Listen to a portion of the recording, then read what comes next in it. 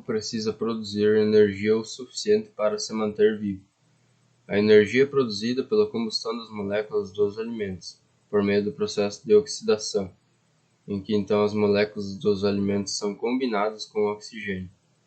A oxidação ocorre quando o carbono e o hidrogênio se misturam com o oxigênio, para formar o dióxido de carbono e água.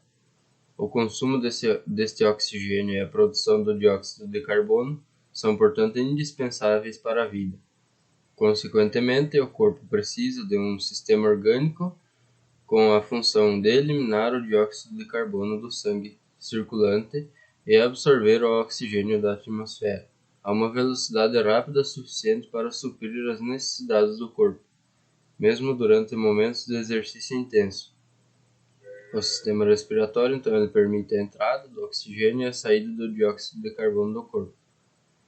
O sistema respiratório ele começa no nariz e na boca e continua pelas vias aéreas e pulmões.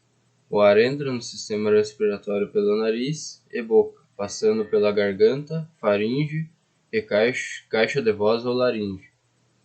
A entrada da laringe é coberta por uma pequena aba de tecido, a epiglote, que se fecha automaticamente durante a deglutição, sendo um movimento involuntário, impedindo a entrada de alimentos ou líquidos das vias aéreas. A traqueia, então, ela é a maior via aérea, sendo ramificada em duas vias aéreas menores, os brônquios principais, esquerdo e direito. Cada pulmão, então, é dividido em seções, chamados lobos, 3 no pulmão direito e 2 no pulmão esquerdo. O pulmão esquerdo é um pouco menor que o pulmão direito, uma vez que ele se divide o espaço ao lado esquerdo do tórax com o coração. Os brônquios ramificam-se várias vezes em áreas menores, terminando nas vias aéreas mais estreitas, os bronquíolos. As vias aéreas se assemelham a uma árvore invertida, fazendo com que esta parte do sistema respiratório também seja chamada de árvore brônquica. As grandes vias aéreas são mantidas abertas por um tecido conjuntivo fibroso, semiflexível, chamado cartilagem. Os alvéolos são considerados pequenos sacos de ar, se encontram na extremidade de cada bronquíolo. Juntos, os milhões de alvéolos pulmonares formam uma superfície de mais de 100 metros quadrados.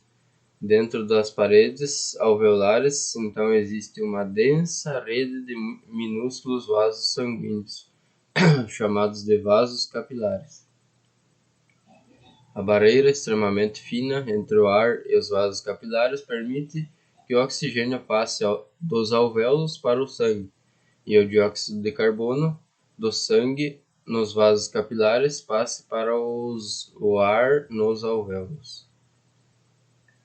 A pleura, então, ela é uma membrana escorregadia que reveste os pulmões e o interior da parede torácica. Ela permite, então, que os pulmões se movam suavemente durante a respiração e quando a pessoa se movimenta. Normalmente existe apenas uma pequena quantidade de líquido lubrificante entre as duas camadas de pleura. Essas duas camadas deslizam suavemente uma sobre a outra, quando os pulmões sofrem alterações no tamanho e forma. O ciclo completo da respiração é dividido em inspiração e expiração. Na inspiração é quando o ar entra no sistema respiratório. Ocorre a contração do diafragma e dos músculos intercostais. A caixa torácica se expande e a pressão interna diminui.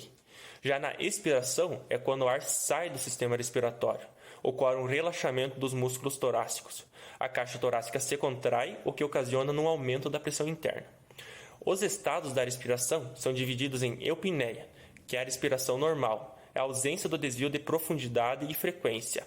A dispneia é a dificuldade para respirar, é visível essa dificuldade. Hiperpneia é o aumento da profundidade e frequência, normalmente ocorre após alguma atividade física. A polipneia é uma respiração rápida e superficial, e a apneia é a ausência da respiração. Como meus colegas já devem ter mencionado, eu vou falar um pouco sobre a frequência respiratória e o transporte dos gases, que é o gás oxigênio e o dióxido de carbono. A frequência respiratória ela é influenciada por alguns fatores.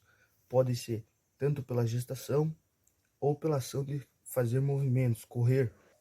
A frequência respiratória é o número de ciclos respiratórios em um minuto que o animal ou até mesmo o humano faz. O transporte dos gases ele é feito pela corrente sanguínea que assegura o fluxo do sangue que ele chegue até determinadas células do organismo do animal ou do ser humano. O oxigênio ele é difundido nos capilares pulmonares. Ele pode ser transportado por duas maneiras, que é pelo plasma, ou pela ligação com a hemoglobina. Também pode ser pelos glóbulos vermelhos. Já o dióxido de carbono, pode ser transportado em três maneiras. Também dissolvido no plasma, também ligado à hemoglobina, ou até mesmo em íons de hidrogênio carboneto. Então, termino falando que é um conteúdo muito importante, muito interessante de ser estudado e que para nós, seres humanos, tanto para os animais, é muito importante.